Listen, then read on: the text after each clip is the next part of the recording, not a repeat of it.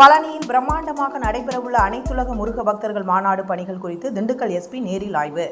திண்டுக்கல் மாவட்டம் பழனி தண்டாயுதபாணி சுவாமி கோவில் பழனி ஆண்டவர் கலைக்கல்லூரியில் வருகின்ற ஆகஸ்ட் 24 மற்றும் 25ஆம் தேதி அனைத்துலக முருக பக்தர்கள் மாநாடு நடைபெறுகிறது. இதற்கான கால்கோள் ஊன்றும் விழா கடந்த 3ஆம் தேதி இந்து அறநிலைத்துறை அமைச்சர் சேகர் பாபு கலந்து கொண்டு பணிகளை துவக்கி வைத்தார்.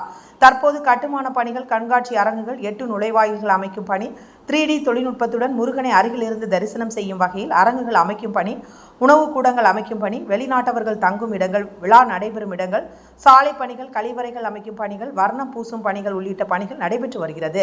தமிழக முதல்வர் வருவதாக தகவல் வெளியாகியுள்ள நிலையில் பாதுகாப்பு மற்றும் போக்குவரத்து குறித்து திண்டுக்கல் மாவட்ட காவல் கண்காணிப்பாளர் பிரதீப், டிஎஸ்பி தனஞ்சயன் ஆய்வாளர்கள் உடன் பழனி ஆண்டவர் கலைக்கல்லூரியில் ஆய்வு மேற்கொண்டு வருகிறார்.